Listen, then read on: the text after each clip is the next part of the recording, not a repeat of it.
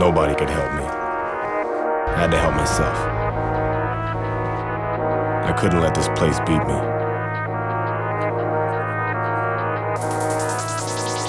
I did what I had to do. Nice shot there. Three. You have the alleyway. Once a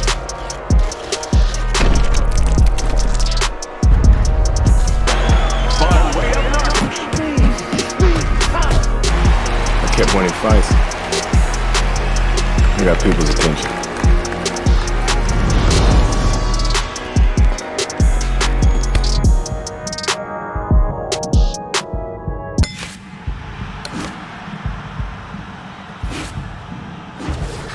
EA Sports has been in a very questionable space right now. Even though FIFA is incredibly fun and I end up shamefully buying it every single year, there is no question that their games are straight up recycled cash grabs. EA Sports have single-handedly created and then milked many of their IPs like Madden and FIFA.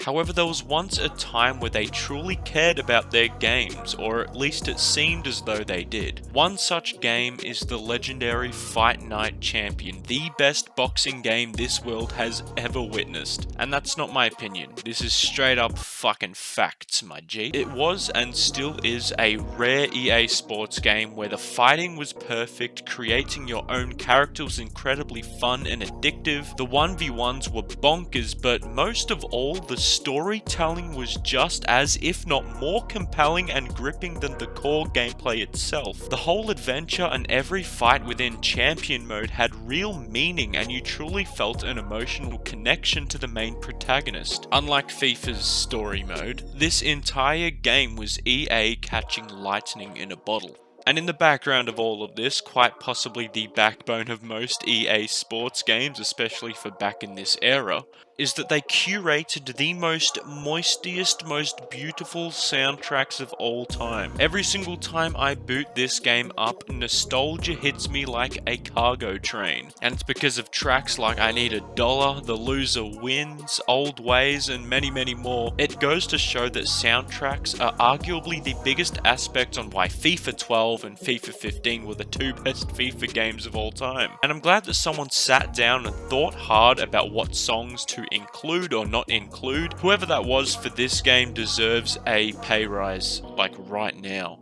They need to be paid again. If they were already paid, they need to be paid again. Let's begin with the story and what made it so special. You begin in the heart of the action within a correctional facility. You begin chiming on with a racist white boy who fucking donked your head with his head, but the ref isn't gonna do anything about it, so you have to knock him out fair and square because you have some integrity about you. You give this man a straight up left right good night and victory is yours. However, his boys aren't that happy chappy about you taking the W, so they beat the fuck out of you in the showers, and then you flash back 4 years. Now, everything that just happened let you know that you're in for a hell of a story, and they presented everything so damn well. They threw you right into the middle of the action and got a feel for the intense gameplay, as well as introducing you to the character of Andre Bishop and his backstory, making you genuinely give a shit about him. I can tell you with a lot of fighting games, even with the biggest ones being Mortal Kombat and Street Fighter,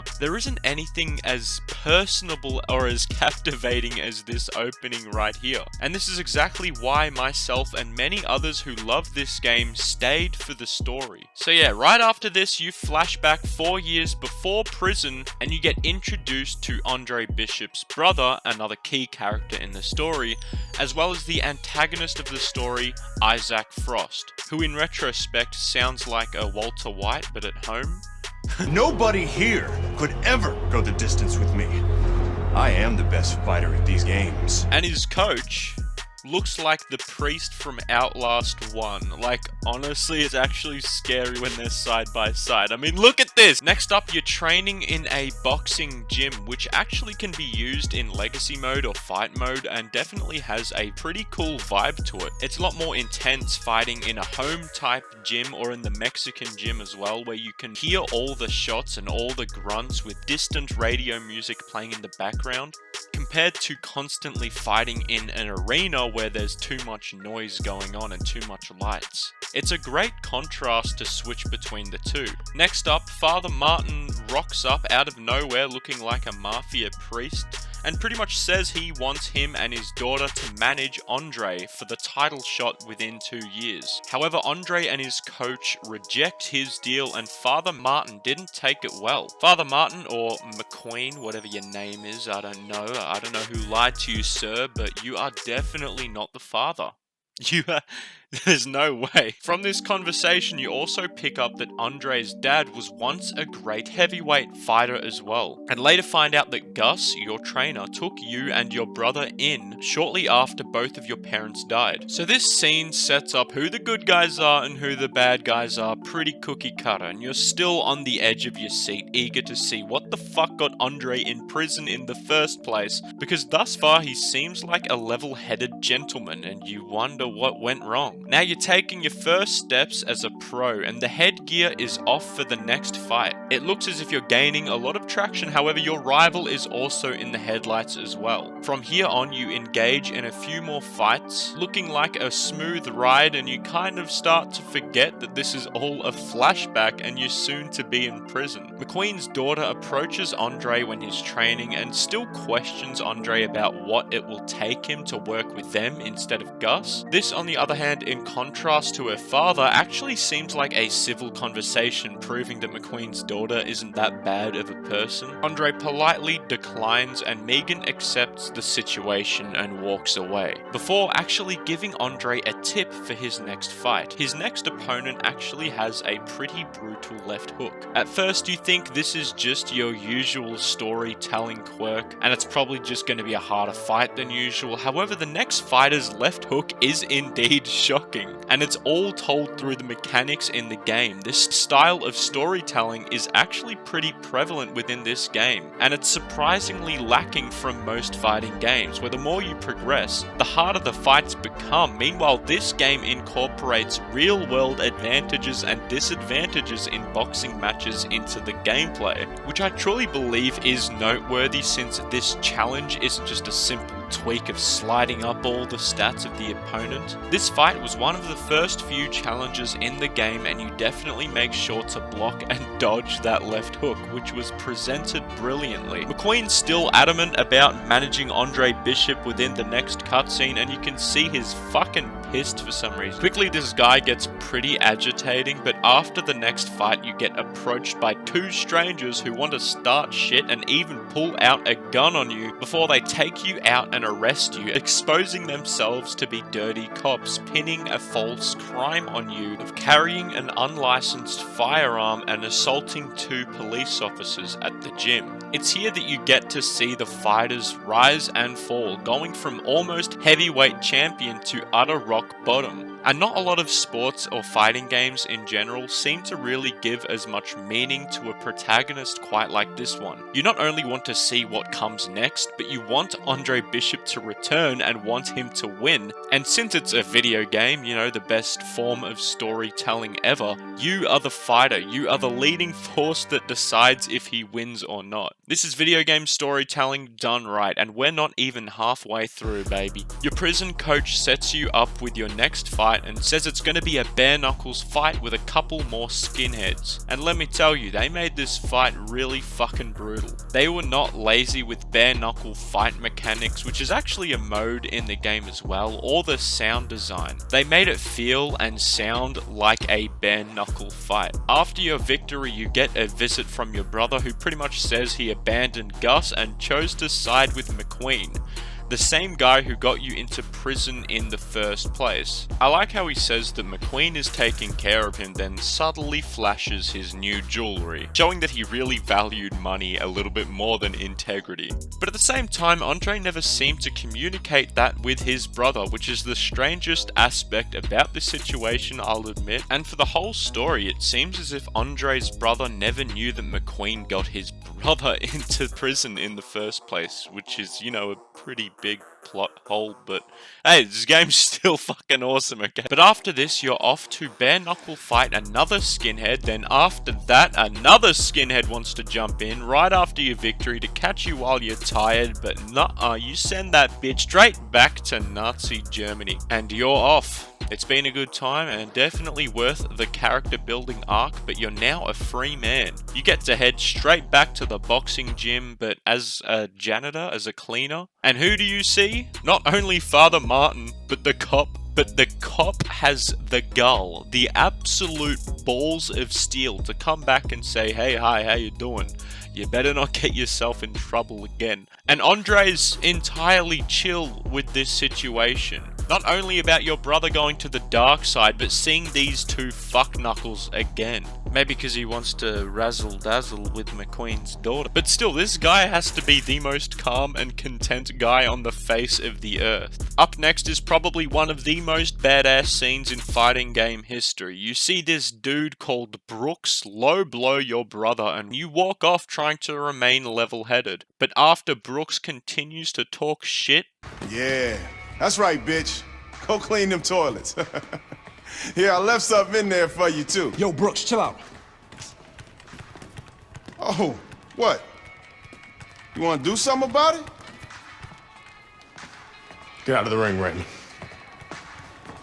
Dre, what you doing? Raymond, get out of the ring. In a very real sense, this is where Andre takes back his story. After being wronged and sent to prison, he's able to reclaim his passion in one of the most legendary ways possible. I'm not sure if I've worded it correctly or if I'm beating a dead bush by this point, but this game makes you feel exactly what Andre is feeling. You get angry for him and you get pumped as shit to knock this guy out and become a boxer again. And that's something truly special that this game captures superbly, immersion in every sense of the word. You smack the shit out of this dude to later find out he's a ranked heavyweight. So McQueen's daughter congratulates you and is kind of surprised you were able to do so, and offers to be your manager. Obviously that's a wacky thing to ask since her father was the reason you ended up behind bars. However, it turns out that she no longer works for her father, and after she sets you up with a few more fights, she actually reveals that she knows that her father set you up. Now, this fighting video game is starting to feel like a soap opera, but it's as if a soap opera was actually good. What I love about these future fights is there's so much more storytelling tweaks incorporated within the mechanics of the game. Like a fighter could have strong body shots that you need to look out for, but there's one fight in particular that pushes your skills to the limit, where your right hand is injured and punching with it could cause permanent damage. However, still adamant to continue on, you have to win this fight using your left hand only. My right hand's, bro. Are you sure? Oh, yeah. What do you want to do? Use my left. Now, I take back what I said before. This is the most badass scene in any fighting game ever. Isaac, which bishop brother hits harder? Which bishop brother hits harder? That's your question? Get these people. Well, neither one of them can punch like me. I can guarantee you that. It's pretty clear this guy's trash talking evolved from watching a lot of anime. Look at you. Thinking you have all the power in the world, thinking you could trick me. I've fallen for your illusion. How disappointing. Fight after fight, getting closer and closer to facing off against Isaac Frost, it's clear McQueen is scared about Isaac even having a chance at losing to Andre. So he starts paying off the refs in an attempt to make Andre lose. In this particular fight, this fighter is weak to body shots, but the ref keeps calling low blows whenever Andre attempts to attack his weakness. So you're forced to avoid his weak spot. After this fight, McQueen's plan becomes downright evil, and it's clear that he's successfully convinced Andre's brother that he's attempting to go for the title shot to steal his thunder. So what does he do? he sets up a fight between the two brothers. Andre definitely doesn't want to do this fight, but his brother is adamant this is the only way to go for the title. McQueen's manipulative tactics have paid off. It's clear to see through this cutscene that Andre's brother is saying things that McQueen force-fed him in a final attempt to stop Andre in his tracks. So both brothers agree to the fight, and this is the only complaint I have about this game. It's not that it's only extremely rare for brothers to fight each other in a boxing or MMA match. The emotional aspect of it could have been greatly enhanced. I want to talk about a real boxing fight that happened in 1993 between two brothers. Kutsuo Uguchi and Katsuaki Uguchi, for the minimum weight Japanese championship, had to fight each other, and these were two brothers. And watching this fight is genuinely heartbreaking. When you see one brother knock the other out and win, it doesn't look or feel like a victory in the slightest. The winner had tears of sadness in his eyes. It was a very emotionally damaging game for him to win. On the other hand, granted Andre didn't perform the best because he actually has a heart, his brother celebrated the victory and even had some arrogance to it. You alright, Dre? Sorry I had to knock you out, big brother. On one hand, it's extremely unrealistic and it just feels off, but on the other hand, it was a huge missed opportunity to make a grown man cry while playing this game. But nevertheless, Andre chooses to stay down voluntarily to give his brother the win. And the next fight is really interesting and would definitely catch you off guard because Raymond Bishop is up against you, playing as Isaac Frost. And you have to knock out Raymond Bishop in the first round. This fight was relatively easy to do, and Isaac Frost actually ends up hospitalizing Raymond Bishop, leaving Andre Bishop to avenge his brother. And boy, oh fucking boy, the difficulty spike is crazy. To this day, this is probably one of the hardest boss fights I have ever encountered, and I forgot how difficult this was. It's essentially trial and error, but eventually, after throwing a few controllers and buying a few more, this victory is well deserved, and it's pretty wholesome seeing your previous trainer watch the game from prison. However, one of the worst aspects of this game does have to be the ending as well. It just ended too quickly, and it's extremely corny. Gus, Raymond, and Megan McQueen celebrate your victory in the ring. DL McQueen says he hopes you can work together, then finds out his boy is getting arrested in the ring, and then the credits roll. It's the classic good guys win, bad guys get what they deserve textbook ending. And there's so many questions left unanswered. Like, did Andre ever get with DL McQueen's daughter? Did Andre ever tell his brother why he went to prison and why he's a shithead? But overall, the story itself was really good, apart from just the ending. However, it's important to note that this game didn't need to have a story mode in the first place. There's already heaps of well-known boxers like Mike Tyson, Muhammad Ali, Joe Frazier, and more. But what's incredible about this game is it's known best for the story as well as the front cover of this game. Sure, Mike Tyson and Muhammad Ali are there duking it out, but it's in the background, and in fact, the marketing doesn't need to heavily rely on well-known athletes like, Ronaldo for FIFA or John Madden on Madden 23. It has Andre Bishop on the very front. This game was so confident in the story that it wanted to tell, it was confident to put Andre Bishop on the front cover. However, what's insane is this whole story is only part of the reason why this game has stood the test of time, as its legacy mode is one of the strongest aspects of this game as well. It's arguably as good as Champions mode for an entirely different reason. In this mode, you create your own boxer, you customize their height, weight, reach, ring walk theme, and stage name. Players start at a low level and you must earn experience points to level up each individual stat, such as jab, hook, chin, head movement, and blocking. And what makes the progression so important is that you can import previously created boxers, and they'll be your opponents to face off against, adding a very unique and personalized challenge to the game. You can feel your boxer go from extremely weak and slow to extremely fast and strong. All the while your opponents you're versing are also getting faster and stronger while you climb the ranks.